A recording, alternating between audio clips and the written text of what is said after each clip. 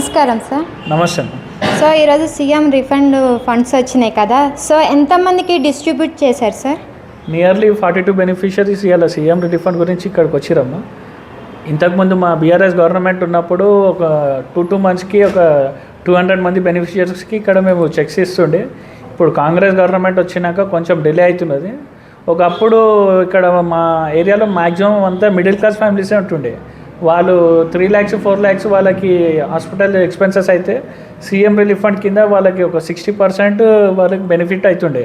కానీ మన కాంగ్రెస్ గవర్నమెంట్ వచ్చినాక ఇప్పుడు 2 lakhs 3 lakhs వాళ్ళకి బిల్స్ అయితే ఇచ్చేది 20,000 25,000. అది మాకు ఇక వాళ్ళకి ఏదో విధంగా కొంచెమన్నా హెల్ప్ అవుతుందని చెప్పి ఇస్తున్నాం తప్ప వాళ్ళు కూడా సాటిస్ఫాక్షన్ లేదు ఈ బిల్స్ తోటి. అంటే ఇప్పుడు ఈ గవర్నమెంట్ ఉన్నది ఫెయిల్డ్ గవర్నమెంట్ అంటారా? అంటే మీరు సిటీలో తిరుగుతున్నారు కదా, మ్యాక్సిమం హైదరాబాద్లో ఎక్కడ పోయినా కాంగ్రెస్ పార్టీ గురించి మీరు అడగండి, మీకు ఏడ కూడా వాళ్ళకి యాంటీ న్యూస్ చెప్తారు తప్ప వాళ్ళ ఫేవర్లో ఎవరు కూడా చెప్పారు. ఇక్కడ ఉన్న అంతా హైదరాబాద్లో అంతా మిడిల్ క్లాస్ ఫ్యామిలీస్ ఈ హైడ్రా ఇదన్నీ వచ్చే వరకు ప్రజలలో ఎప్పుడు భయాందోళనలో ఉన్నారు. కానీ కేసీఆర్ గవర్నమెంట్ ఉన్నప్పుడు ఎంత అయితే మంచిగా ఉండేనో, అంత పీస్ఫుల్గా ఉండేనో, కాంగ్రెస్ గవర్నమెంట్ వచ్చినాక మొత్తం భయభ్రాంతులుగా గురవుతున్నారు పబ్లిక్ అంతా. అంటే ఇప్పుడు ఇక్కడ హోమ్ మినిస్టర్ పదవి అనేది సీఎం దగ్గరే ఉంది, సో ఎందుకని వేరే వాళ్ళకి ఆ పోస్ట్ ఇవ్వలేదంటారు? హోమ్ మినిస్టరే కాదు, మున్సిపల్ అడ్మినిస్ట్రేషన్ మినిస్ట్రీ కూడా సీఎం దగ్గరనే ఉన్నది. మున్సిపల్ అడ్మినిస్ట్రేషన్ మినిస్టర్ మా బీఆర్ఎస్ గవర్నమెంట్లో మా రామన్న కేటీఆర్ గారు దగ్గర ఉన్నప్పుడు హైదరాబాద్ గత 10 ఏళ్ళలో ఎంత డెవలప్మెంట్ ఉండేనో, ఈ కాంగ్రెస్ గవర్నమెంట్ వచ్చినాక సీఎం రేవంత్ రెడ్డి దగ్గరనే ఆ మినిస్ట్రీ పెట్టుకున్నాడు. ఇప్పటి వరకు ఆయన హైదరాబాద్ చేసింది ఏం లేదు. నిన్ననే న్యూస్ పేపర్లో కూడా చదివినాను, ఈసారి జిహెచ్ఎంసీ ఎలక్షన్స్ వస్తే గత బీఆర్ఎస్ పార్టీకి సపోర్ట్ చేస్తారా కాంగ్రెస్ పార్టీకి సపోర్ట్ చేస్తారా అని ఒక 5 questions అడిగినారు. ఆ 5 questionsలో మొత్తం అమ్యూనిటీస్, బేసిక్ అమ్యూనిటీస్ గురించి మొత్తం బీఆర్ఎస్కి సపోర్ట్ చేస్తారు, కానీ కాంగ్రెస్ మాత్రం నిల్లు ఉన్నది ఇక్కడ. సో మన అసెంబ్లీలో చూస్తుంటే రీసెంట్గా కూడా గొడవ అయింది, దాని గురించి ఏమంటారు మీరు?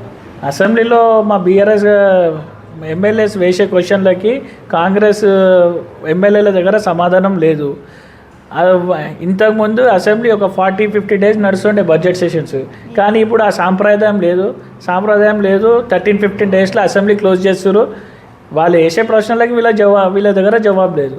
సో పబ్లిక్ కూడా మొత్తం చూస్తున్నారు కదా, ఇంకా 2 years అయితే మళ్ళీ బీఆర్ఎస్ గవర్నమెంట్ వస్తుంది, అప్పుడు చూసుకుందాం అన్నట్టు మాట్లాడుతున్నారు. అంటే మన రేవంత్ రెడ్డి గారు పదే కేసీఆర్ని అనడం, నువ్వు ఇంకా గెస్ట్ హౌస్లోనే ఉంటావు అది ఇది అని చెప్పాలంటే దాని మీద మీకు ఎలాంటి ఒపీనియన్ ఉంది అసలు? రేవంత్ రెడ్డి గారు ఇప్పుడు పబ్లిక్ ఫీల్డ్లోనే మాట్లాడుతున్నట్టున్నారు కదా, వాళ్ళు ఇక్కడ ఉండి చేసింది ఏందో ఒకసారి పబ్లిక్ చూడాలా. చలో కేసీఆర్ గారు ఫామ్ హౌస్లో ఉంటున్నారని చెప్పినారు.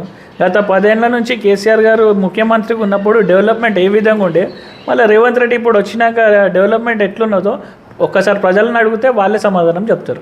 డెఫినెట్లీ ప్రజలైతే ఖచ్చితంగా 6 పథకాలు అన్నారు, ఫ్రీ బస్ తప్ప నుంచి ఇంకేమీ లేదు, తులం బంగారం ఉన్నది, ఇలాంటి కంప్లైంట్స్ అయితే చాలానే వస్తున్నాయి. సో అంటే ఈ సికింద్రాబాద్ మీ అంటే కాబోయే ఎమ్మెల్యే కదా, సో ఎట్లాగా డెవలప్మెంట్ చేద్దామని మీ ప్లాన్స్ ఉన్నాయి? రేవంత్ రెడ్డి గారు 6 గ్యారంటీలు అన్నారు, 420 హామీలు ఇచ్చారు, కానీ ఏవి కూడా అమలు చేసిన దాఖలు లేవు. ఇంకా 2 ఏళ్ళలో పబ్లిక్కి తెలుస్తుంది. మళ్ళీ కాంగ్రెస్ లీడర్లు బయటికి వస్తే పబ్లికే తరిమి కొట్టే స్థితి కూడా వస్తుంది. మళ్ళీ బీఆర్ఎస్ గవర్నమెంట్ వస్తుంది, మళ్ళీ ప్రజలంతా సంతోషంగా ఉంటారు.